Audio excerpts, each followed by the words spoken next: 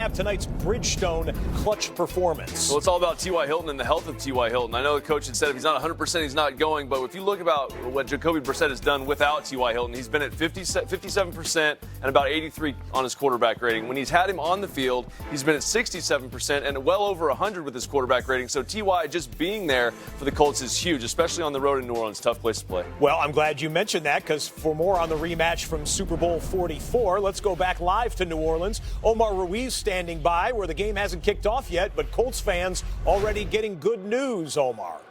Yeah, after missing 5 of the last 6 games with a calf injury, T.Y. Hilton will play tonight against the Saints. He went through an extensive pregame workout to make sure, from what I was told, he would be pain-free, so that way his speed would be 100%. Hilton's presence obviously will further tax a Saints defense beset by injuries. Von Bell missing from the secondary, and then Marcus Davenport and Sheldon Rankins lost for the season up front. But they do have Drew Brees, who now stands 3 touchdown passes away from passing Peyton Manning for all time in NFL history. Omar Scott, Ruiz, let's go back to you. live on the sidelines. We'll check back one more time before kickoff of the Colts and the Saints. Thank you, Omar. Elsewhere in the NFL, Terrell Suggs was claimed off waivers today by the Kansas City Chiefs. Now, this one bears watching, because there are reports out there saying that Suggs does not want to play anywhere else other than Baltimore, where he started his career. But KC now owns his rights going forward. KC made the claim a day after playing the snow game of the year. Denver Broncos in Kansas City. Pre-game fun right there, and in-game fun for Patrick Mahomes and Tyreek Hill. Hitting a long one here, 41-yard touchdown. Tyreek had 2 touchdowns on the day. Mahomes was over 300 yards. Chiefs handled Denver 23-3. And you know who else was there? Willie Mack and Steve Smith. All right, Agent 89. Pat Mahomes and company have fun running around in the snow before the game, and then they handily beat the Denver Broncos. But they wasn't the only guys having fun. We had some fun, too. You remember this? Yeah. Whoa! Yeah. Ah! Watch out, little buddy. Get some shoes that work. You know the old saying. Get some shoes that work. I had designer shoes on. They don't have traction. They're not for pushing cars. They are for looking good. My bad. Sorry for trying to be a good Samaritan. Won't do that again. You was a good Samaritan. You was a very good Samaritan, man. I'm proud of you, man. I was trying. All right, now, we're going to talk about the playoff picture. It's starting to get a little clearer, the AFC and the NFC. I know you spent 13 years in the NFC. I spent 15 years in the AFC. How is the playoff picture looking to you when these guys meet up? Well, Willie, I love this because, well, let's talk about it. The NFC, I believe the NFC will be dominant. The AFC, we already know the Baltimore Ravens. That's that. But all the other guys, and one of the key things that why I feel that way is explosive plays. The NFC, 4 out of the 6 are currently top 10 in running. And then in the AFC, 3 out of the 6 are in the top 10. Now, I know I went to public school, but 4 and 3, let's see. Then also explosive plays, what you need in the playoffs, right? The NFC has 4 out of the 6 ranked in the top 10 for explosive. 691 explosive plays. In the AFC, what do they have?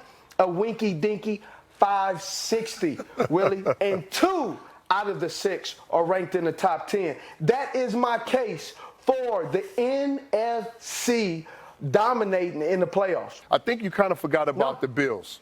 Like, the Bills are their top 5 rushing team, average about $135. But what you didn't factor in with these teams, they have mobile quarterbacks. Josh Allen has 9 touchdowns. When Deshaun Watson gets out of the pocket, he's a nightmare. So not only do you have good running backs that they're averaging 130-plus rushing yards, but they got quarterbacks that can move the pocket and run the football too.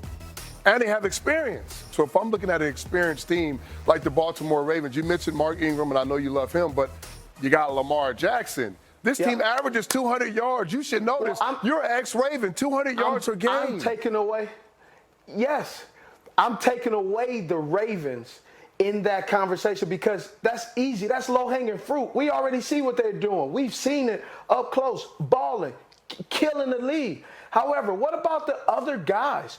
Do we fear them? And the answer is no, we do not. The NFC is the side to be on. Willie, come on. We are taking applications. I will circumvent your application, and you can jump on the bandwagon. All right, I'll jump on the bandwagon. Okay, I'll just go off of history. Last time we played the NFC team that you're on, we kind of figured out what happened in that Super Bowl. But that's the history. This is now. We'll see what happens coming up this year. All right? We can do that? We're good? Oh, okay, you start. All right. That was actually pretty mean. That was pretty mean. Lindsay, take it away. Hurry up. Take it away, Lindsay. Good debate, dog. I like that. Back to you.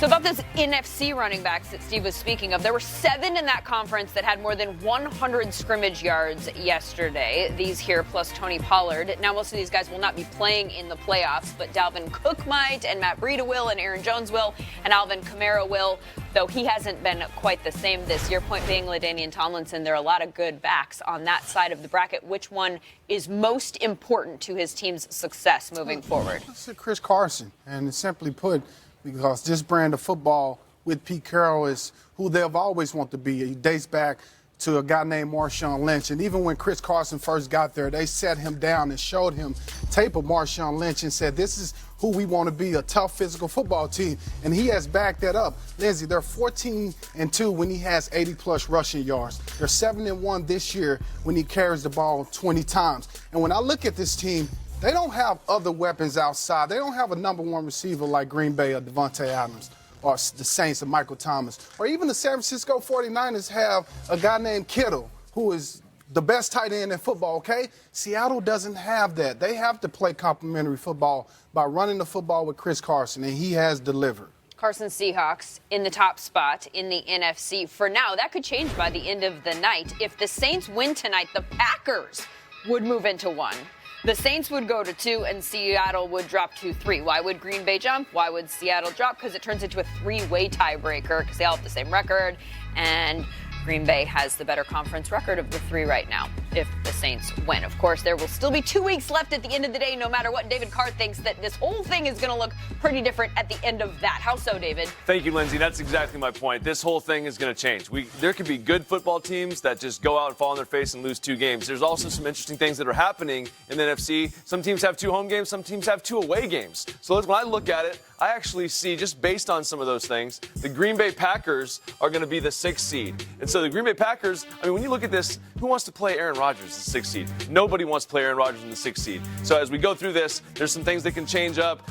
I mean, it's kind of crazy. So when you look at the Packers being the 6th, then you go to number 5. And I think, actually, that the Philadelphia Eagles are going to beat the Dallas Cowboys. So the Philadelphia Eagles are going to win the division, and they're going to go actually to the 4th seed. And I just jumped out of order because the 5th seed is – where am I at here? Okay, there we go. Okay, so the 49ers are going to be 5. Sorry, 49ers are going to be 5 because of the fact they have to play in Seattle. Seattle is going to be a team that is going to be tough to play. I know Deion Sanders doesn't like the 12th man, but hey, man, they're legit. So for the number 3 seed, we're at the New Orleans Saints. So the Saints are sitting at 3, and then because of that, the Vikings play at home. They play the Bears, and they play the Packers. They're going to win both those games. Now, they could easily be the number 1 seed. Because I'm getting all jumbled up, so is this whole thing. And then the number 1 seed, Russell Wilson, who could be the NFC and the entire league MVP, is going to take the number 1 seed based on the fact that they're playing at home. It's crazy. The Cowboys are out. The Rams are out. They just blew out a team. They feel pretty good about themselves, but we never know what's going to happen. 2 weeks left. They're booing me right now, but so that's the okay. Cowboys are at home. It's crazy. I mean, if It's crazy. you need any It's more out of evidence control. about crazy things could be, it's that the Vikings could be out of the playoffs or number 1. Crazy. Like, that's the NFC in Crazy. a nutshell. So the fan voting for the NFL Pro Bowl wrapped up Thursday, and Lamar Jackson was the leading vote getter by a lot, you guys. 164,000 more votes than Russell Wilson, who came in second. So I think it's a safe bet that both of them will make the final rosters. That will be announced tomorrow on NFL Network on the NFL Total Access Pro Bowl Players Revealed show presented by Verizon. That's at 8 p.m. Eastern. Is it possible that the best catch of the week was made by a safety? Is it possible that the best tackle of the week was made by a quarterback? Yeah, it is. After the break on NFL Total Access, Week 15 plays that earned the caption, say it with me now, Access Denied. And they into y'all still screaming, rolling for my Hollywood stead on. Yeesh. Back up on